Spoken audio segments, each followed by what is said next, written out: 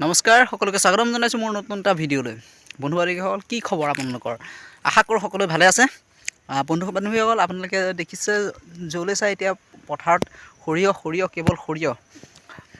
এই সৰিয়হৰ হালধীয়া ফুলৰ সুবাসেৰে আপোনালোকৰ মনবোৰ ভৰি পৰক। আৰু আজিৰ নতুন এটা ব্লগ আৰম্ভ কৰিব লৈছোঁ। ব্লগটোত আপোনালোকক দেখাম ফাৰ্ম এখন আৰু এয়াই কৃষকৰ সপোন।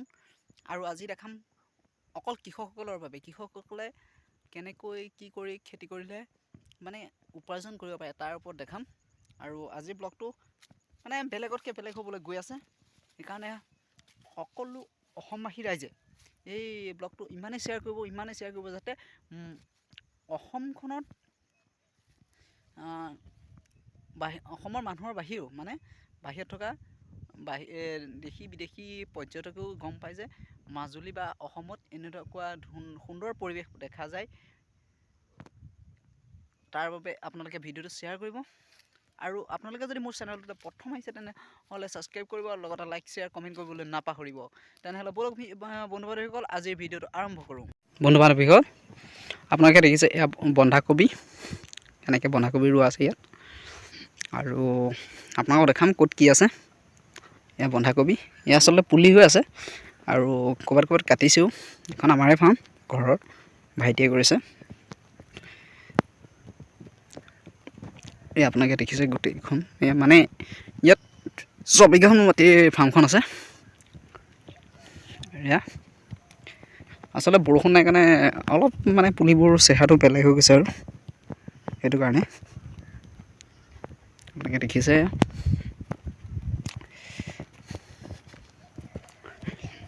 এয়া হ'ল বন্ধাকবি। ইয়াত কিছুদিনৰ পিছতে এয়া বন্ধাকবি কাটিব পৰা হ'ব, ডাঙৰ হৈছে, বান্ধ লৈছে আৰু কাটিব পৰা হ'বগৈ। এনেকৈ খেতি কৰিলেও ইনকাম হয়।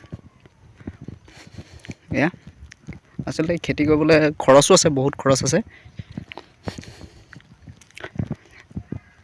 মেইন কথাটো হ'ল খেতি বাতি কৰিলেও নহ'ব, ইয়াত কি কি প্ৰয়োজন হয়। 1 নম্বৰ কথা আপোনালোকে দেখিছে এয়া ৱাটাৰ পাম্প ইয়াত লাগি আছে। এই টিউবৱেল আপোনালোকে দেখিছে, ইয়াত আপোনাৰ পানী মাৰিলে পানী ওলাব। আৰু এই ৱাটাৰ পাম্পটোৱে আচলতে পানী দিয়ে। আমাৰ কালি পানী দিছিলে। এই পাৰি হ'ল ফুলকবি এয়া কাটিব হোৱাগৈ নাই, দেৰি আছে। এপাৰি ফুলকবি, এয়া বন্ধাটো আপোনালোকে দেখিছেই। এয়া ওলকবি প্ৰায় কাটি এদাই হ'ল আৰু কবিটো। এপাৰি ফুলকবি, ক'ৰবাত ফুল লাগিছে আৰু ক'ৰবাত কাটি বেচিছেও। আচলতে এপাৰি আপোনালোকে যিমান দেখিছে একদম এই পাৰিটো গোটেইটো ফুলকবি। মাজত ডাঙৰ লাই পাতো আছে। আচলতে সেউজীয়া শাক পাচলি খাব লাগে। এয়া কোনো সাৰ দিয়া শাক পাচলি নহয়। এইখিনি শাক পাচলি হ'ল গোবৰ, তেনেকৈ আপোনাৰ ৰাসায়নিক সাৰৰ ওপৰত হোৱা শাক পাচলি খেতিপথাৰ। সেইকাৰণে ইয়াত গছটো দেখিবলৈ ইমান সেউজীয়া হোৱা নাই। এয়া আপোনালোকে লাগে যদি ফাৰ্মৰ পৰা নিবহি পাৰিব।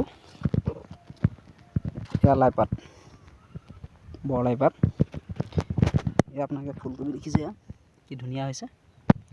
আচলতে ইয়াক যদি সাৰ দিয়া হয় ন, এই বহুত ডাঙৰ হ'ব। এই ফুলকবি লাগিছে এয়া আপোনালোকে দেখিছে। সাৰ দি আচলতে খুৱাই লাভ নাই। আমি নিজেও খাওঁ যেতিয়া আমাৰ নিজৰ ঘৰতো খোৱা হয়, সেইকাৰণে সাৰ দিয়া নাই। এয়া বন্ধাকবি, এই বন্ধাকবিত যদি এতিয়া মানে সাৰ দি পেলাই পানী দি দিয়া হয় নহয়, বহুত ডাঙৰ হ'ব। কিন্তু সাৰ দিলে কি হয়, আমি নিজেও খাওঁ যেতিয়া তাৰ পৰা আমাৰ লাভ নহ'ব, আমাৰ নিজৰে অপকাৰ হ'ব। সেইকাৰণে সাৰ দিয়া নাই। বন্ধাকবি আপোনালোকে দেখিছে, বন্ধাকবি কাটিছোঁ। এয়াও বন্ধাকবি। চ' বন্ধু বান্ধৱীসকল আপোনালোকে কমেণ্ট কৰি ক'বলৈ নাপাহৰিব যে আপোনালোকে এই ভিডিঅ'টো চাই কেনেকুৱা পাইছে। আৰু সেই বন্ধাকবি ডাঙৰ হৈছে, আপোনালোকক দেখাইছোঁ। দেখিছে ডাঙৰ বন্ধাকবি। আৰু লগতে আপোনালোকে মাজুলীৰ যদি হয় ভকত চাপৰিলৈ আহিলে ইয়াৰ পৰা ফাৰ্মৰ পৰা আপোনালোকে লোকেল কবি নি পেলাই খাব পাৰিব। আচলতে কি বজাৰত যিখিনি শাক পাচলি বেচে সেইখিনি সাৰৰ ওপৰতে হয়তো, সেইকাৰণে অলপ খাই আপোনালোকৰ স্বাস্থ্যৰ অপকাৰ হয়। কিন্তু ইয়াত সাৰ নহয়, আপোনাৰ গোবৰ সাৰৰ ওপৰত আছে, গোবৰ মানে কেঁচু সাৰ আছে। এয়া দেখিছে, এয়া ফুলকবি। বন্ধু বান্ধৱীসকল, এয়া হৈছে পাচলিৰ ৰজা বিলাহী। চাওক বিলাহী লাগি আছে, ই পাচলিৰ ৰজা হয়, চবতে মিলে। যেনেকৈ আলু পিঁয়াজ ৰজা হয়, এই বিলাহী পকিছেও। আৰু ইয়াত আচলতে এইবোৰ খেতি কৰিলে কষ্ট কৰিব লাগে, ইয়াত বহুত কষ্ট হয়। ইয়াত ফ্ৰেঞ্চবিন আছে।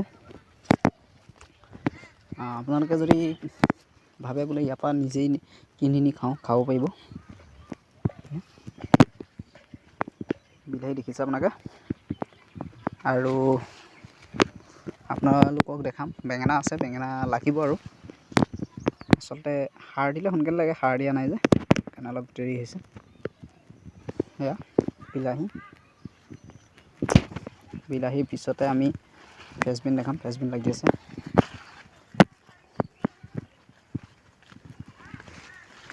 এইজোপা ফ্ৰেঞ্চবিন জোপা দেখিছে, ফ্ৰেঞ্চবিন লাগি আছে পূৰা। আপোনালোকক দেখাই আছোঁ ফ্ৰেঞ্চবিন, কি ধুনীয়া ধুনীয়া ফ্ৰেঞ্চবিন হৈছে। বিলাহী বাৰীখন দেখিলে আপোনালোকে। এতিয়া বেঙেনা, আচলতে বেঙেনা দেৰি আছে আমাৰ, বেঙেনা লাগিবলৈ আৰম্ভ কৰিছে আৰু।